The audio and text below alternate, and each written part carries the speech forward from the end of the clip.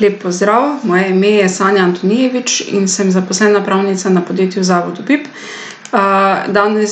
Današnja moja naloga je, da vam predstavim postopke ustanovitve pravnih oseb v sektorju socialne ekonomije, in sicer različne registrske postopke, s katerimi se pri nas srečujemo v okviru regionalnega stičišča nevladnih organizacij Podravje s sedežem na Gosposvetski cesti 86 v Mariboru.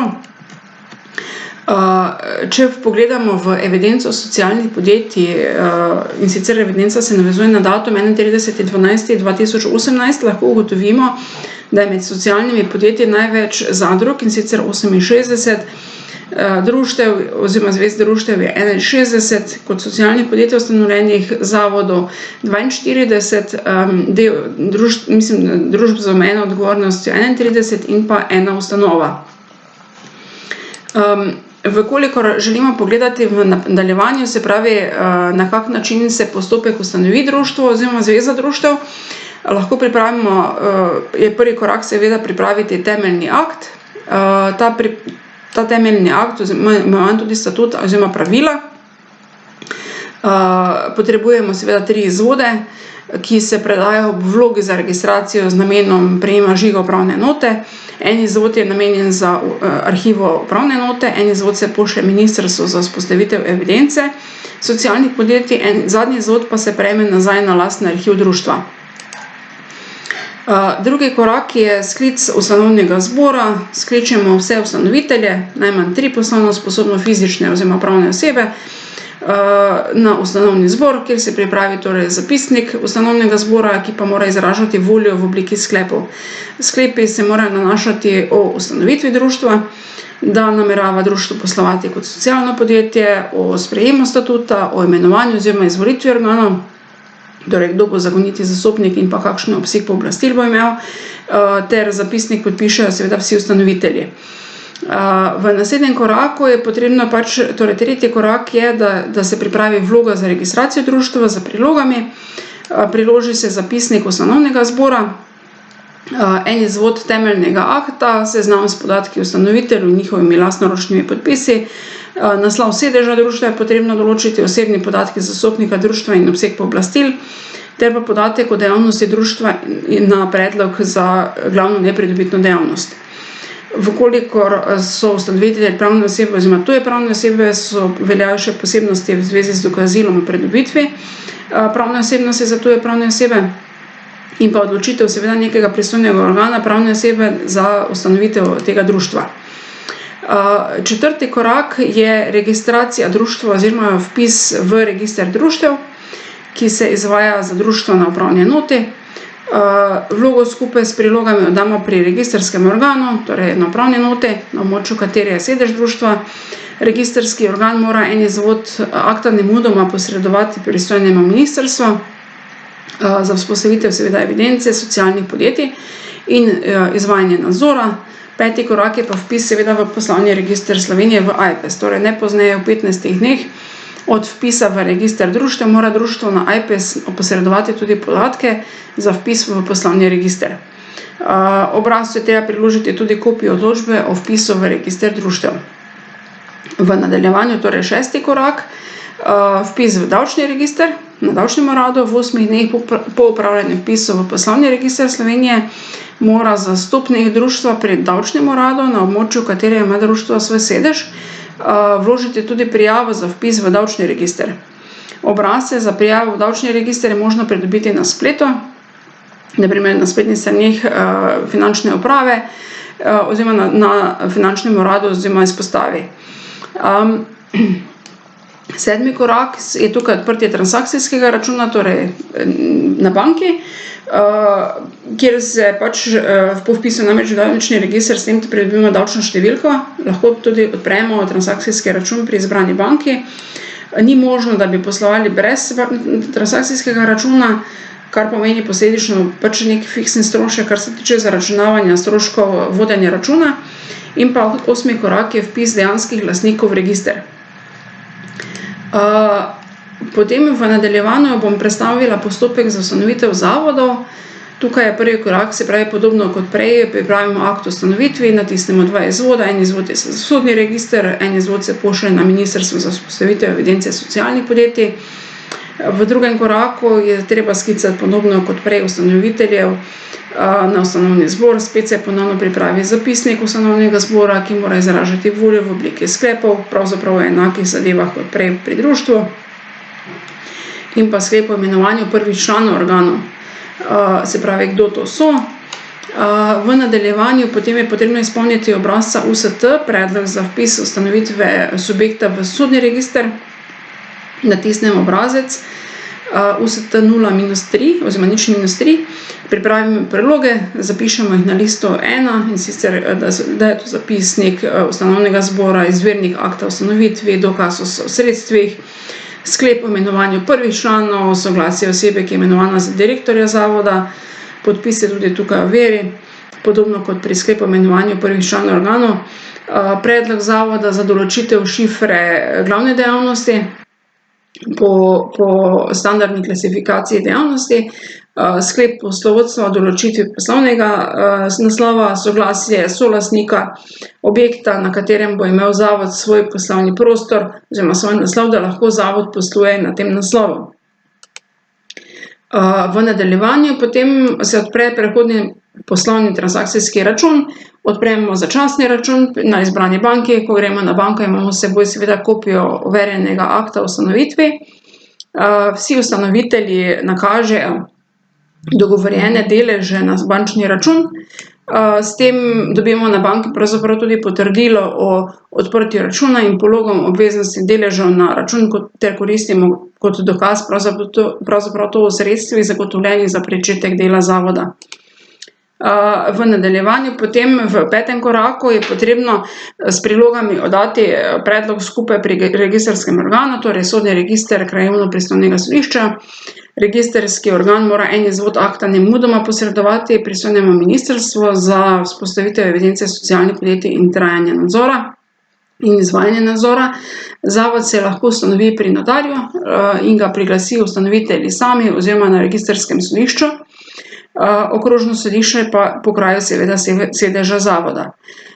Postopek ustanovitve zavoda je torej prijava poslovnega subjekta v poslovni register, vpis pravne osebe v davčni register, odprtje transakcijskega poslovnega računa, vpis v register dejanskih lastnikov in pa sprejetje statuta oziroma nekih pravil.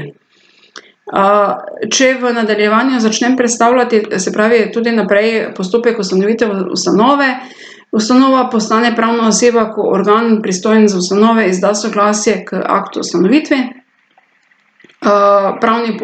Prvi korak je pravni posel med živimi, torej akt o ustanovitvi kot pravni posel med živimi se sestavi v obliki notarskega zapisa.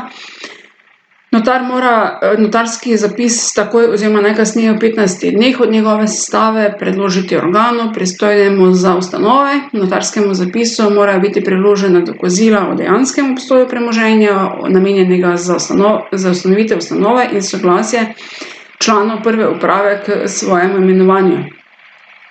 Kolikor pa gre za pravni posel za primer smrti, pa je sestaviti akt o ustanovitvi kot pravni posel za primer smrti, mora izpolnjevati seveda pogoje obličnosti za eno izmed oporok po zakonu o dedovanju, ko se nekdo recimo odloči za to, da nameni svoje premoženje za ustanovitev ustanove, ki bi se naj začela delovati po smrti. Sodišče, torej pred katerim teče zapuščinski postopek, mora takšen akt o ustanovitvi iz prejšnjega stavka takoj vročiti organu pristojnemu za ustanove in pričeti postopek.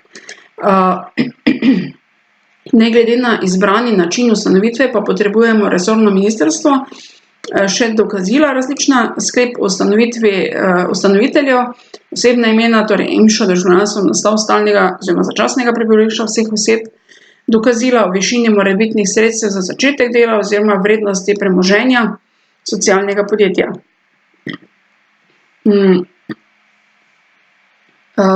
V nadaljevanju je potrebno kot drugi korak pri postopku za ustanovitev ustanove biti pozoren na soglasje k aktu o ustanovitvi, ki ga izda organ, pristojen za ustanove v 30 dneh od prejema akta o ustanovitvi. Soglasje se objavi v Uradnem listu, sicer na stroške ustanove, registrski organ mora en izvod tega akta nemudoma posredovati pristojnemu ministrstvu za vzpostavitev evidence socialnih podjetij in izvajanje nadzora.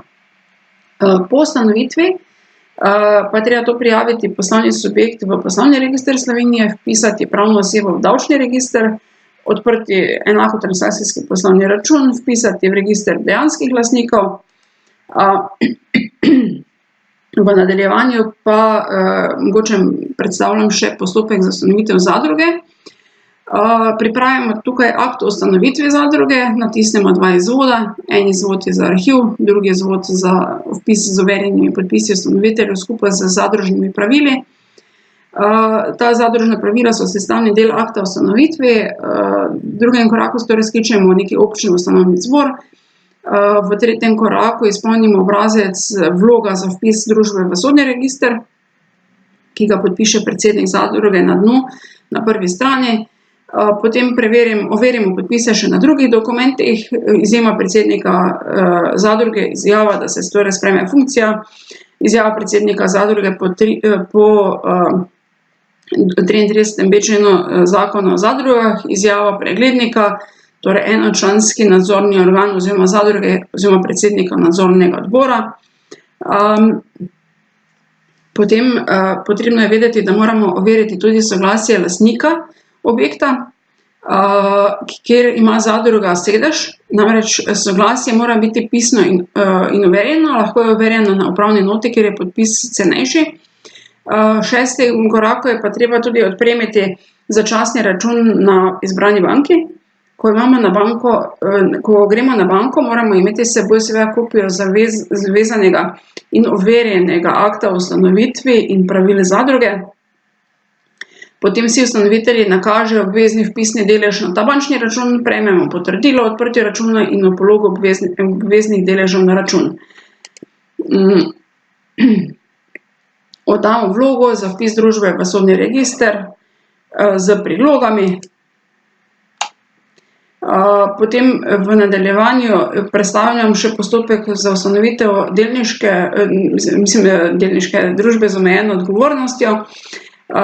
Tukaj gre za to, da se postopek ustanovitve se lahko enostaven preko portala e-vem točke spot ob izpolnjevanju določenih pogojev.